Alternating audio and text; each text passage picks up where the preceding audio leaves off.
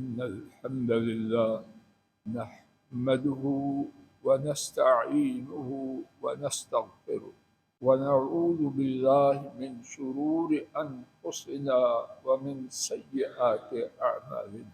من يهده الله فلا مضل له ومن يضلل فلا هادي له وأشهد أن لا إله إلا الله وحده لا شريك له وأشهد أن محمدا عبده ورسوله صلوات ربي وسلامه عليه. أما بعد، فإن خير الحديث كتاب الله وخير الهدي هدي محمد صلى الله عليه وسلم وشر الأمور محدثاتها وكل محدثة بدعة وكل بدعة ضلالة وكل ضلالة في النار. اللهم انفعنا بما علمتنا وعلمنا ما ينفعنا وزدنا علما. سبحانك لا علم لنا إلا ما علمتنا إنك أنت العليم الحكيم. رب اشرح لي صدري ويسر لي أمري واحلل عقدة من لساني يفقه قولي. رب أعوذ بك من همزات الشياطين وأعوذ بك رب أن يحضرون. أعوذ بالله السميع العليم من الشيطان الرجيم من حمزه ونفخه ونفسه. روى الإمامان أحمد وأبو داود عن سيدنا عبد الله بن عمر رضي الله تعالى عنهما قال قال رسول الله صلى الله عليه وسلم من تشبه بقوم فهو منهم أو كما قال صلوات ربی وسلام علیہ۔ گزشتہ خطبات جمعہ سے اللہ مالک کی توفیق سے یہ بات عرض کرنے کی عاجزانہ کوشش کی جا رہی ہے کہ کچھ گناہ ایسے ہیں کہ انہیں معمولی سمجھا جاتا ہے، لیکن کتاب و سنت کی روشنی میں وہ بہت زیادہ سنگین ہے۔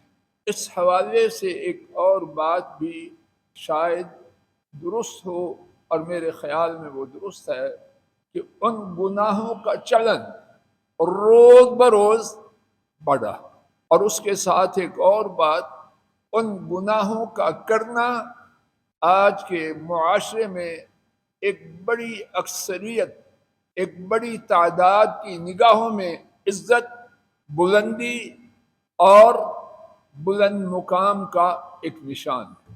اللہ کرے کہ اس حوالے سے ہمارا یہ خطبہ جمعہ کہنے والے ناکارے اور سننے والوں کے لیے، حضرات و خواتین کے لیے، اللہ کی رضا کو پانے اور ان گناہوں سے دور ہونے کا اللہ ہی کی رحمت سے سبب بن جائے۔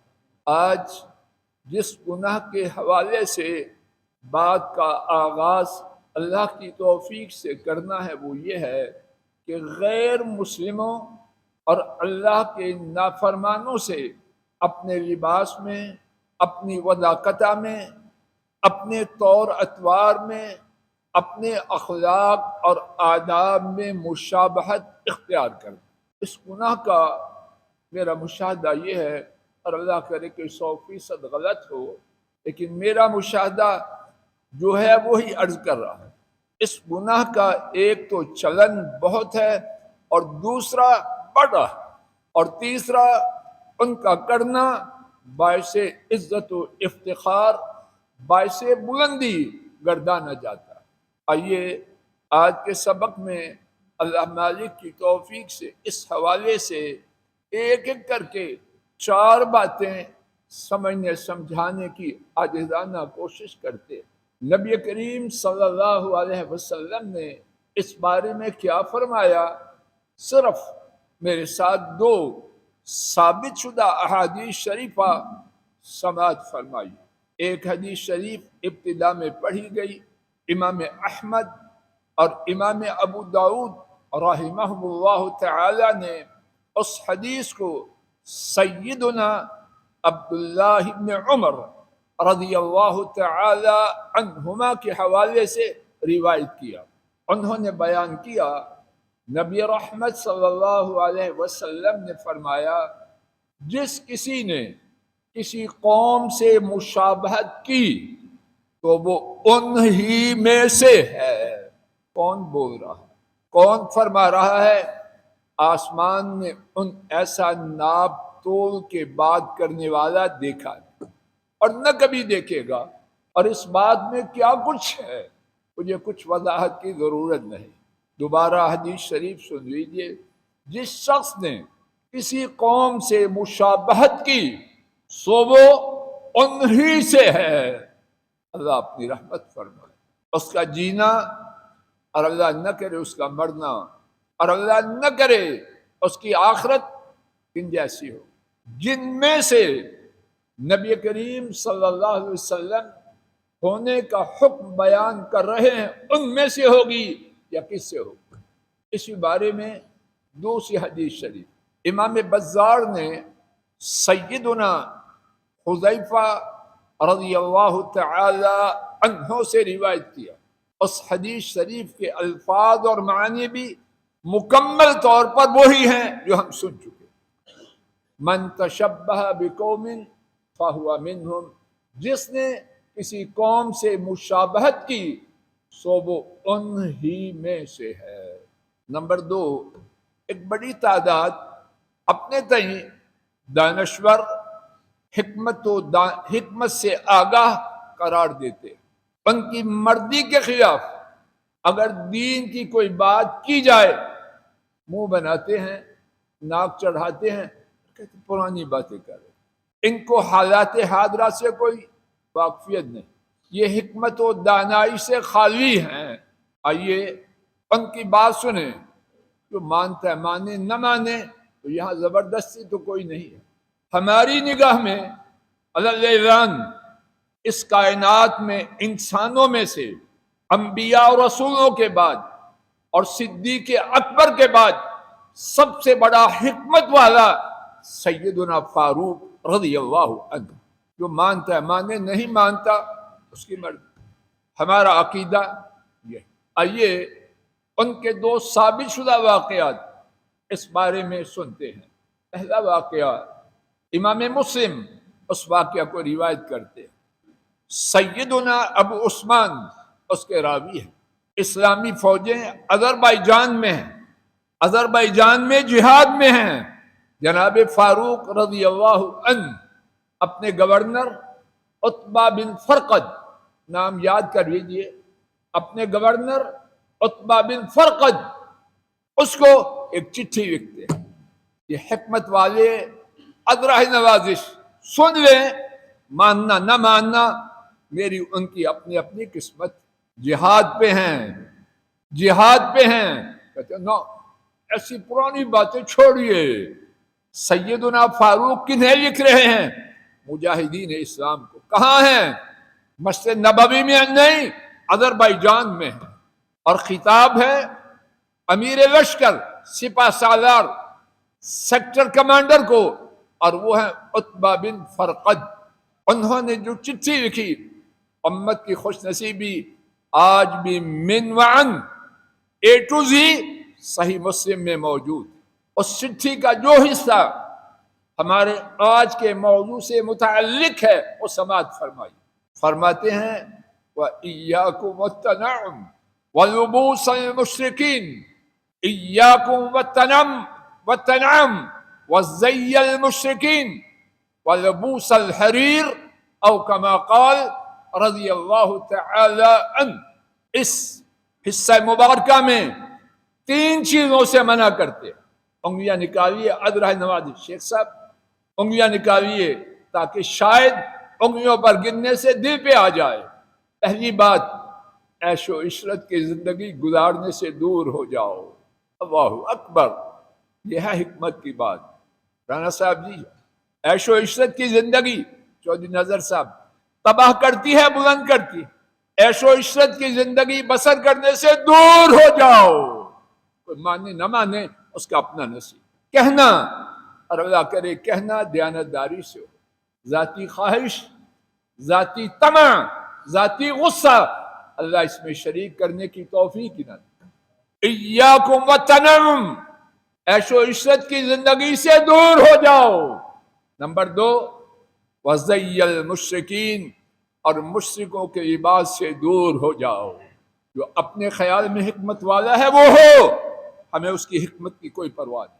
ہمارے نزدیک اس کے ابا سے، اس کے گروؤں سے جناب فاروق کہیں گنا زیادہ حکمت والے، اور ہمارے لیے ان کی حکمت باعث فخر ہے، اور کسی کی حکمت جو ان کے مقابلے میں ہو ہم اس کو کوئی حیثیت نہیں۔ مشرکوں کے لباس سے دور ہو جاؤ۔ اللہ اکبر، یہ جہاد والے، اللہ کے فضل و کرم سے فتوحات پانے والے حضرات و خواتین جانتے ہیں، سیدنا فاروق رضی اللہ تعالی عنہ، ان کے زمانہ مبارک میں جہاد میں کامیابی ہوئی یا ناکامی؟ 15 لاکھ مربع میل، نوٹ فرما لیجیے۔ ڈاکٹر محمد حمید اللہ نے اپنی کتاب السیاسہ الشرعیہ میں لکھا، جناب فاروق رضی اللہ تعالی عنہ ان کے دور خلافت میں 1.5 ملین 15 لاکھ مربع میل اسلامی سلطنت میں شامل ہوا۔ تو بڑا حکمت والا ہے، تیری کاروائی کیا ہے؟ کیا کیا تو نے سوائے حکمت کے دعووں کے اور دین کی بات کہنے والوں پر تنقید کے؟ تیرے پاس ہے کیا؟ دوسری بات فرمایا مشرکوں کے لباس سے دور ہو جاؤ۔ تیسری بات ریشم کے پہننے سے دور ہو جاؤ۔ آئیے سیدنا فاروق رضی اللہ تعالی عنہ ان کا ایک اور واقعہ سنیں۔ حافظ ذہبی رحمہ اللہ نے اسے اپنی کتاب تاریخ الاسلام فی عہد الخلفاء الراشدین رضی اللہ عنہ میں نقل کیا۔ سوید بن غفلہ سین واو یا دال، سوید بن غفلہ اس کے راوی فرماتے ہیں، اور اللہ کی رحمتیں ہوں ان روایت کرنے والوں پر، امت کے یہ خزانوں کو محفوظ کر دیں۔ اب جو چاہے اللہ کی رحمت سے ان سے فیض پائے، جو نہ چاہے اس کی مرضی۔ سوید بن غفلہ وہ روایت کرتے ہیں معرکہ یرموک ہوا، اور یہ جناب فاروق رضی اللہ عنہ کے دور خلافت میں 15 ہجری میں شامی سیکٹر پر، اور شامی سیکٹر اس وقت مد مقابل دنیا کی سب سے بڑی طاقت لوگوں کی نگاہ میں رومی تھے، اور 700 سال سے شام پر قابض تھے۔ اور اس وقت کا شام آج کا شام نہ تھا، اور شام میں سوریہ، اردن، فلسطین اور لبنان، 4 ملکوں کا مجموعہ، اس کا نام شام تھا۔ معرکہ یرموک ہوا 15 ہجری میں۔ اللہ کے فضل و کرم سے اللہ نے اپنے غلاموں کو بلند کیا، رومیوں کی کمر توڑ دی، مال غنیمت ہاتھ آیا، اور اسی مال غنیمت میں ریشمی چوغے مسلمانوں کے حصے میں آئے۔ سوید بن غفلہ رحمہ اللہ بیان کرتے ہیں، ہم خوشی خوشی سیدنا فاروق رضی اللہ تعالی عنہ کی طرف جا رہے ہیں۔ جناب فاروق رضی اللہ عنہ جہاں جہاں جہاد ہوتا اس کے لیے بہت زیادہ متفکر اور اہتمام کرتے۔ مجاہدین فتح یاب ہونے والے ریشمی چوغے پہنے ہوئے مدینہ طیبہ داخل ہوئے۔ جناب فاروق رضی اللہ عنہ ان کی مجلس کے قریب پہنچے۔ اب کیا ہوا؟ جناب فاروق نے دیکھا برا بالا کہنا شروع کر دیا، پتھر اٹھائے اور مارنے شروع کر دیا۔ مجاہدین کا استقبال ہوا، اور مجاہدین بھی اخباری مجاہدین نہیں، میڈیا کے مجاہدین نے، حقیقی مجاہدین، رومیوں کو شکست دے کر آنے والے، 700 سالہ اقتدار والے، ان کی کمر توڑنے والے۔ لیکن جناب فاروق رضی اللہ عنہ زبان سے برا بلا کہہ رہے ہیں اور پتھر اٹھا اٹھا کے ان کو مار رہے۔ اب جناب فاروق رضی اللہ عنہ ان کے مقابلے کی تاب کون لائے؟ وہ مجاہدین بھاگے، دور چلے گئے، کافی دور جا کے رکے، آپس میں سوچا کیا ہوا کیا ہوا؟ ہم خوشی خوشی آئے، اور جب خوشی خوشی آئے تو یہ میں اپنی طرف سے تشریح میں کہہ رہا ہوں، تو توقع کیا تھی؟ شاباش ملے گی، اور یہاں کیا ہے؟ زبان سے برا بلا اور ہاتھوں سے پتھر۔ سوچنے لگے بات کیا ہے؟ ان میں سے بعض نے کہا معلوم ہوتا ہے ہمارے بارے میں کوئی رپورٹ سیدنا فاروق رضی اللہ عنہ کو پہنچی ہے، جس کی وجہ سے وہ ہم پر ناراض۔ کچھ اور نے کہا نہیں، بات یہ ہے یہ جو چوغے ریشمی چوغے ہم نے پہن رکھے ہیں یہ ہماری تباہی کا سبب بنے۔ اچھا کیا کریں؟ فیصلہ ہوا ان چوغوں کو اتارو، اپنے معمول کے لباس میں آؤ اور جناب فاروق رضی اللہ عنہ کے حضور پہنچو۔ انہوں نے ایسے ہی کیا۔ تو کیا ہوا؟ جب وہاں پہنچے جناب فاروق رضی اللہ عنہ نے ان کا استقبال کیا، مرحبا کہا اور حال احوال خوب پوچھے، اور پھر اس کے بعد فرمایا انکم جئتم فی زی اہل الکفر، یقیناً تم آئے کافروں کے لباس میں، وانکم الان فی زی اہل الایمان، اور یقیناً تم اب ایمان والوں کے لباس میں۔ حضرات و خواتین، اگر کوئی اپنے خیال میں کسی کو دانشور جناب فاروق کے برابر بھی سمجھتا ہے، سمجھتا ہے، ہمارے نزدیک اس کی کوئی حیثیت۔ کائنات میں انبیاء رسولوں اور جناب صدیق کے بعد سب سے بڑا دانشور ہمارا عقیدہ یہ ہے فاروق ہے رضی اللہ تعالی عنہم اجمعین۔ ان کا کیا نقطہ نظر؟ آئیے اس بارے میں تیسری بات، اس میں حکمت کیا ہے؟ اتنی سختی حکمت کیا ہے؟ پہلی بات بڑے واضح انداز، ہمارا عقیدہ یہ ہے ہمارے رسول کریم صلی اللہ علیہ وسلم نے جو فرمایا آپ کا فرمان ہمارے لیے بہت کافی۔ جو یہ سمجھتے ہیں اپنے ہاتھ کھڑا کریں، آپ کا فرمان دونوں ہاتھ کھڑے کریں اور اونچے کریں، اور اللہ کرے یہ ہاتھ سچے ہوں اور اللہ کے ہاں یہی اٹھائے ہوئے ہاتھ ان کی طرف سے معافی کا سبب بچ ہے۔ کیا ہمارے پاس کیا ہے؟ ہمارے پاس کچھ بھی نہیں، شاید نہیں کہ اللہ حیا فرما، لیکن انشاءاللہ عقیدہ آپ نے جو فرما دیا بس۔ اور اس کے ساتھ ہمارا عقیدہ ہے آپ کی کوئی بات حکمت سے خالی، آپ کی کوئی بات، زور سے بولو، اور آپ کی کسی بات میں ہمارے لیے نقصان نہیں، ہمارے لیے اس میں خیر ہے، ہمارے لیے اس میں، زور سے بولو، ہمارے لیے اس میں، ہمارا اس کو جاننا پہچاننا ضروری نہیں۔ سفارشی کر کے، بڑی فیس دے کے، بہت بڑے اعلیٰ پایا کے طبیب سے وقت لیا، اب اس نے جو ہدایات کی پہلے حکمت جانیں گے پھر مانیں گے، یا جو اس نے کہا مانیں گے؟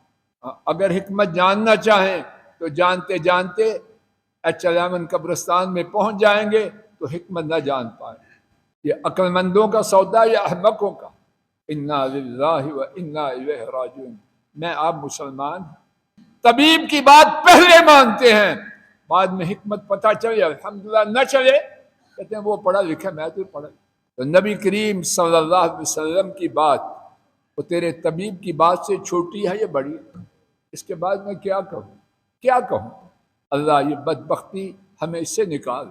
توجہ فرمائیے، علماء نے، طالب علموں نے اس میں جو حکمت سمجھی، عرض کیے دیتا ہوں، اگر بیان میں کمی ہو، سمجھانے میں کمی ہو، وہ میری ہے۔ رسول کریم صلی اللہ علیہ وسلم کے بیان میں، آپ کے فرمان میں کوئی کمی نہیں۔ جو بات سمجھ میں آ رہی ہے، میں آپ جب کسی کے طریقے کو اختیار کرتے ہیں اس کو بڑا سمجھتے ہیں یا چھوٹا سمجھتے ہیں؟ زور سے بولو یوسف صاحب، بڑا سمجھتے ہیں یا چھوٹا سمجھتے ہیں؟ میرا دین، آپ کا دین اجازت دیتا ہے کہ ہم اپنے دین کے مقابلے میں کسی کو بڑا سمجھیں، جس کا دیتا ہے اس کی مرضی۔ مسعود صاحب دیتا ہے اجازت۔ میرا ایمان ہے اللہ کی مخلوق میں سب سے بڑے محمد ہیں، تو جب وہ سب سے بڑے ہیں میں ان سے ہٹ کے کدھر جاؤں؟ اللہ اس سے پہلے مجھے موت دے، اب اپنے بارے میں جو چاہیں سو۔ کسی کا طریقہ اپنانا، اس کو بڑا بنانا ہے، اور جب نبی پاک صلی اللہ علیہ وسلم کی بات کو چھوڑ کر اسے اپنایا جائے، معاذ اللہ، تو بات کہاں کی کہاں پر۔ ہم رشدی لعنتی کو گالیاں دیتے ہیں، خود کیا کرتے ہیں؟ یہ ادب ہے یا بے ادبی ہے؟ ہمارا دین اس کی اجازت نہیں دیتا کہ ہم غیروں کو اونچا کریں، اور اپنے دین کو اس بارے میں مزید وقت ہو چکا، یہی بات کو روکتا ہوں۔ انشاءاللہ الرحمن اسی حوالے سے چوتھی بات سے آئندہ سبق کا آغاز کیا جائے گا۔ اللہ تعالیٰ کہنے سننے کی نیت کی غلطی کو معاف فرمائے، اور جو ٹھیک بات کہی گئی سنی گئی اللہ اس کو قبول فرمائے، اور اس پر عمل کی ہم سب کو توفیق عطا فرمائے۔ وآخر دعوانا ان الحمد للہ رب العالمین۔ الحمد لله نحمده ونستعينه ونستغفره ونعوذ بالله من شرور أنفسنا ومن سيئات أعمالنا، من يهده الله فلا مضل له ومن يضلل فلا هادي له، وأشهد أن لا إله إلا الله وحده لا شريك له، وأشهد أن محمدا عبده ورسوله صلوات ربی وسلام علیہ۔ آج کے خطبہ جمعہ میں اللہ مالک کی توفیق سے یہ بات عرض کرنے کی عاجزانہ کوشش کی گئی کہ معمولی سمجھے جانے والے سنگین گناہوں میں سے ایک یہ ہے کہ کوئی مسلمان اپنی وضاقتہ، اپنے طور اطوار، اپنی عادات و اخلاق، اپنے لباس میں غیر مسلموں اور اللہ کے نافرمانوں سے مشابہت اختیار۔ اس بارے میں دو احادیث شریفہ، سیدنا فاروق رضی اللہ تعالی عنہ کے دو واقعات، اور اس بارے میں ٹوٹی پھوٹی سمجھ میں جو حکمت ہے وہ عرض کی گئی۔ اللہ تعالیٰ اپنے فضل و کرم سے کہیں سنی بات کی غلطی کو معاف کرے، اور جو ٹھیک بات محض انہی کی توفیق سے کہی اور سنی گئی اللہ تعالیٰ اپنی رحمت سے اسے قبول بھی فرمائے اور عمل کرنا آسان۔